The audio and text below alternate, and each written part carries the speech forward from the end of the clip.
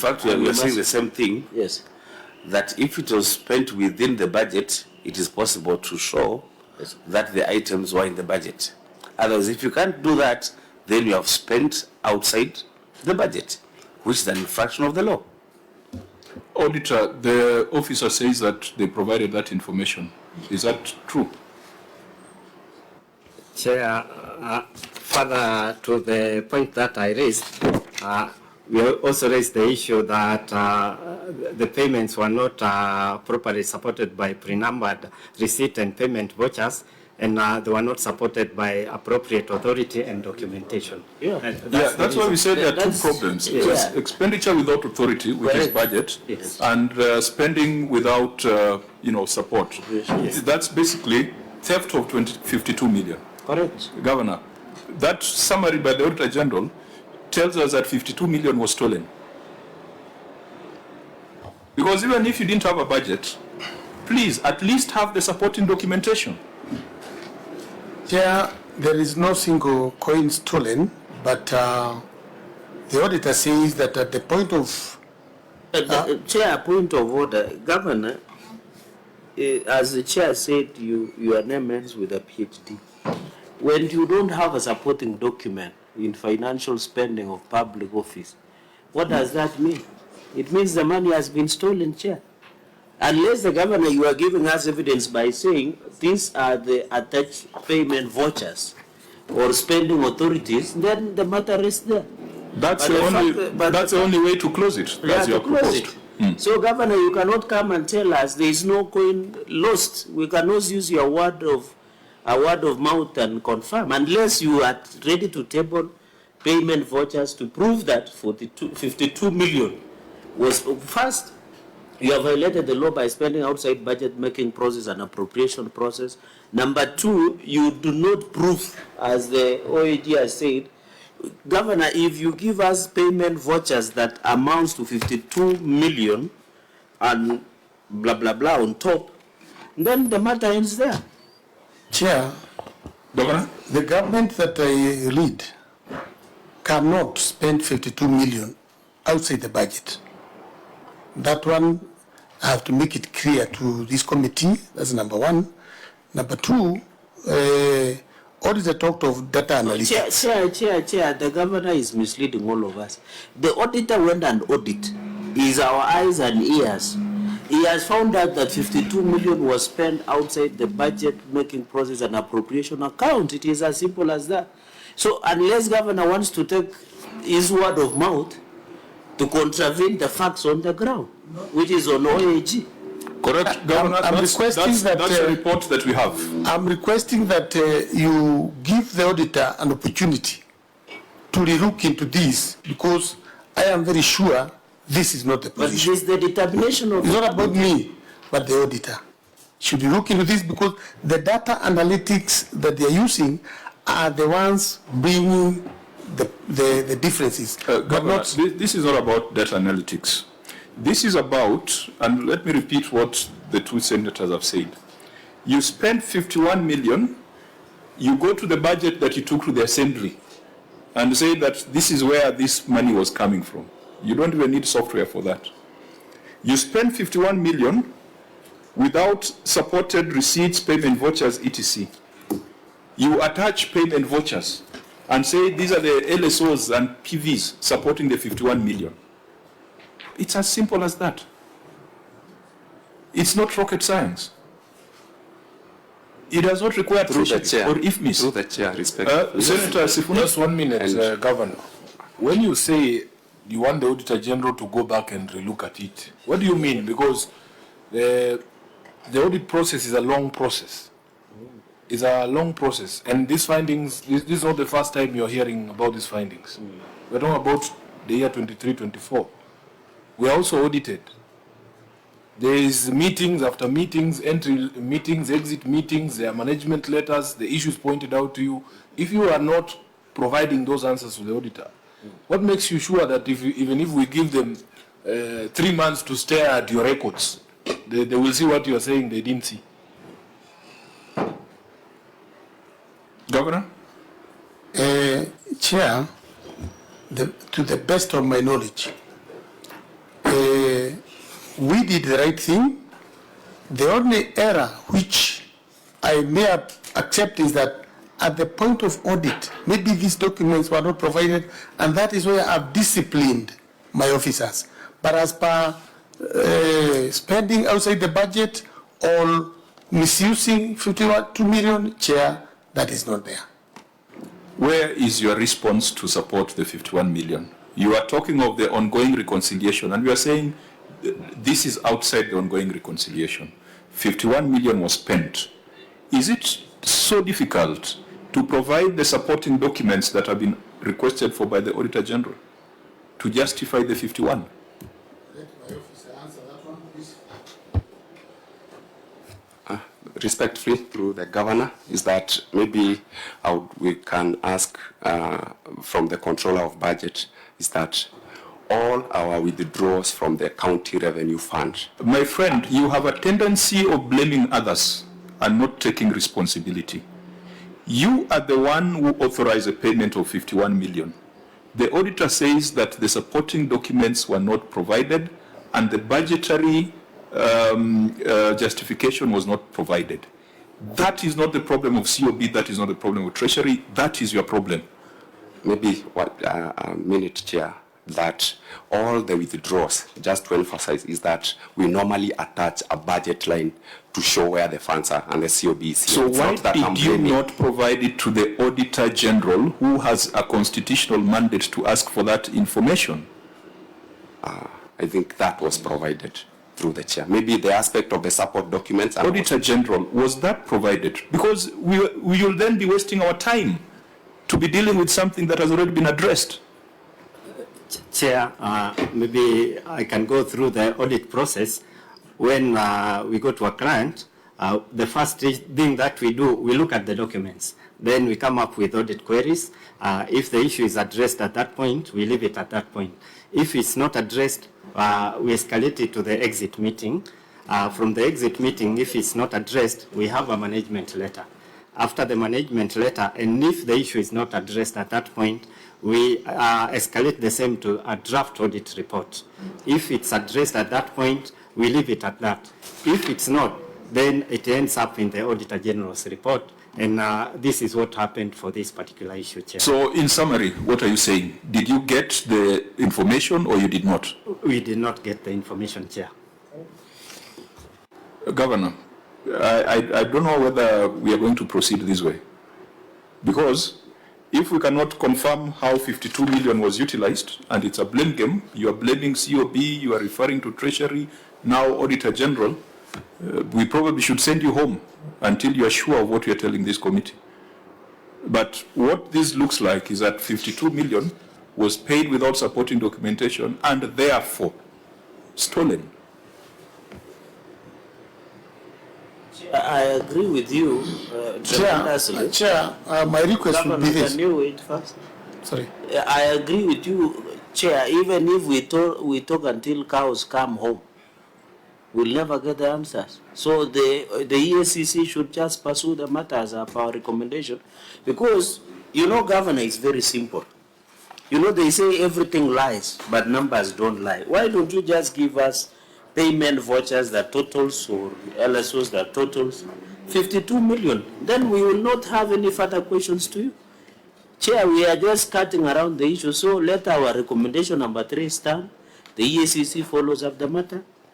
We close it and proceed to other matters. Chair, my request is this, and I want to agree with Senator Cherargei that the documents should be provided. It is true they are not here, but if I can provide them to the auditor within the next 7 days, maybe the ones we provided were not captured well. You are hijacking my job. It is my job to give those directions. It is your job to demand accountability from your team, Yes. Governor. Yes. And you see, we are frustrated because your officers are not telling us what we expect to respond to the audit query. So in as much as you are the CEO, you want to defend the county, but you must also ask how 52 million could have been spent without a budget and without supporting documentation. Unless you are an accomplice in the theft of the 52 million.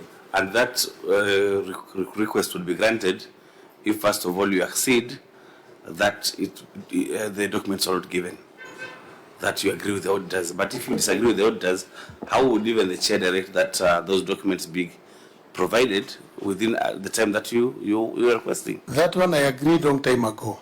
That in terms of documentation, that could be a problem. But Governor, just 1 minute. You know, you are being very unfair both to the committee and to the auditors, because what you are essentially asking is for us to reopen that audit here.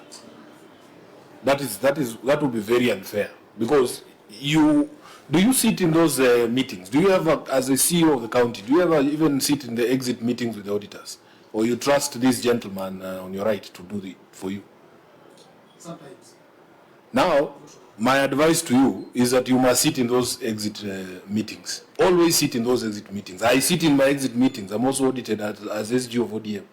So that those questions, when they arise, you are able to tell your officers, if you believe that you know those documents are there, and it is going to be a big problem with the audit, why not just provide the documents? Yeah? But you can't tell us now in 2025, this audit was done way back in 23, that you are now going to present the documents. It is deeply embarrassing for us as a committee, because you want us to now assume the role of the auditors. So then, why don't we, as a way forward, before we declare it as the theft of 52 million, we allow the auditor to go back, we'll give you the benefit of doubt, we allow the auditor to re-verify, and auditor, this matter must appear in the next audit report. We must get a status on this, because if it can still not be justified, then we'll call it what it is. So, OAG, keep this in view. Well guided, Chair.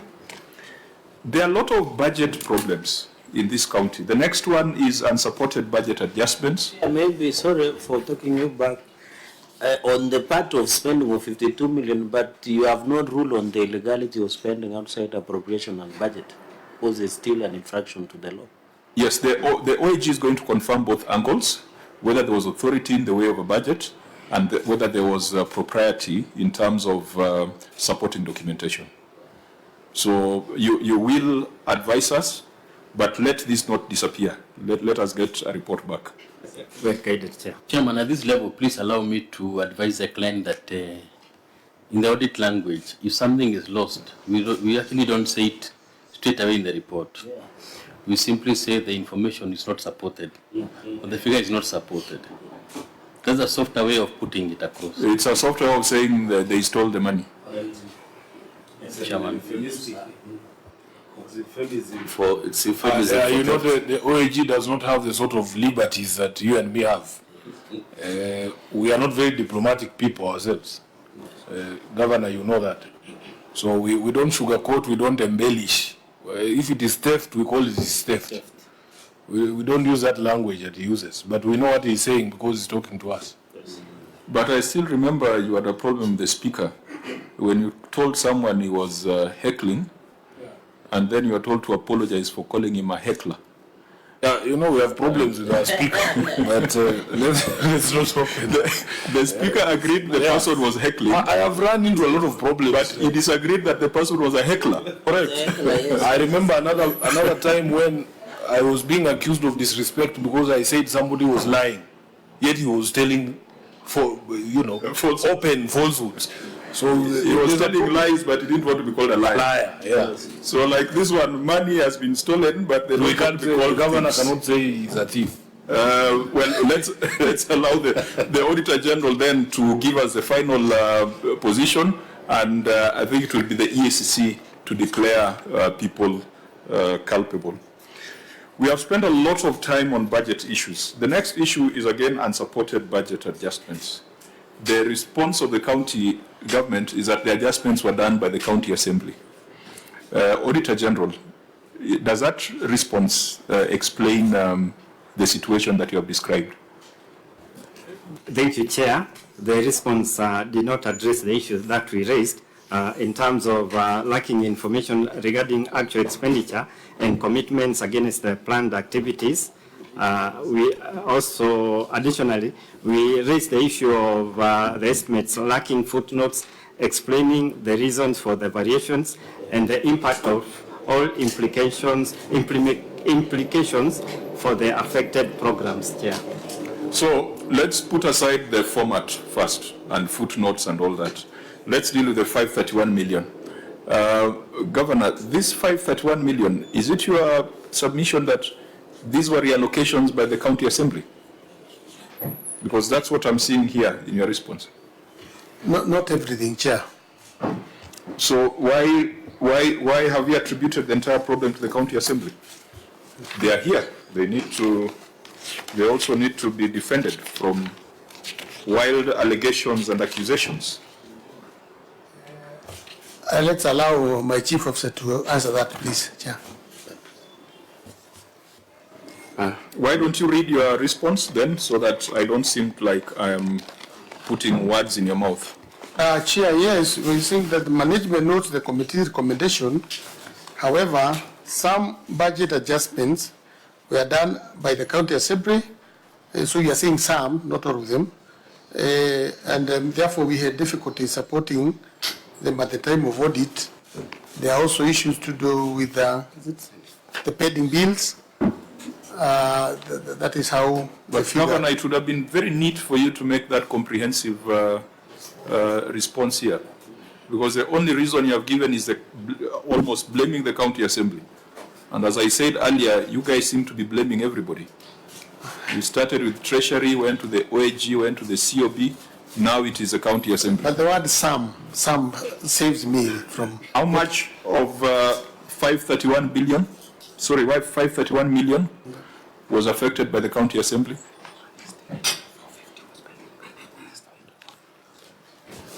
So an estimate of 450 were pending bills. So the other adjustments are the ones which were done at the County Assembly. That's about 80 million. 80, yes. 80 million. Oh. Auditor General, what is your advice on this so that we agree on how to move? We have already established there is indiscipline in budget management in this county. What do you propose? How do you propose we deal with this? In the days ahead, maybe the county could provide proper documentation at the time of audit, and then the use of footnotes to explain the reasons for the various adjustments, and also having the various reallocations and supplementary budget approved by the County Assembly. But to be fair to the executive, so that we understand this, when the executive sends their budget to the County Assembly will do public participation, etc., and make adjustments here and there, and then produce the final approved supplementary and convey it to the governor for assent. So at what point are the footnotes and explanatory memorandum supposed to be done? When now we have the supplementaries explaining the reasons for the variation from the original to the current, then that explanation would be in the form of the footnotes. And when the financial statements are prepared, Chair. No, I'm asking. Yes. If the supplementary goes to the Assembly. Yes. And the Assembly has the power to adjust. I mean, they've got that power. Do you expect them to put in the footnotes, explanatory memoranda? The Assembly. Notes now from the governor's end. We would have notes explaining the various reasons for the adjustments, Chair. Yes, that's the originating supplementary. Yes. But the Assembly is also expected to act on it. Yes. And they may make adjustments. Yes. So when they make adjustments, do you expect them to do the same thing that you are demanding here? Chair, we have a statement of comparative of budget and actual amounts. This is now when the financial statements are being prepared, all that information from where we started and where we finally ended, we can have the explanation that now at that point, Chair. In the footnote notes. Oh, so you're talking about the comparison? Yeah, the comparison. The comparison that is in the financial statements? Yes, yes, yes. Not the supplementary budget itself? For these particular issues that arose, the lack of documentation was a major issue. The explanation of where we started, where we are, and how we ended up in the place that we are. We just found figures, and there was no explanation of maybe the supplementary budget, the reasons for the adjustments, the reasons that we removed this amount from this particular item to another one. So was this a capacity thing on the part of the county, or it's deliberate sabotage? Chair, I think you are very clear on that area, because even the supplementary, where we would come in now to give explanations, we also submit it to the county assembly, where they also feel, even after us going through and making those footnotes, they still feel that they need to do some adjustments. So at that point now, at the point of audit, maybe we have not, we have nothing to give, because this is the county assembly who have seen that it goes that way. Governor, he has clarified. He has clarified that what he's referring to is a comparison, which is in your financial statement. So that one needed to have been, the disclosure needed to have been made.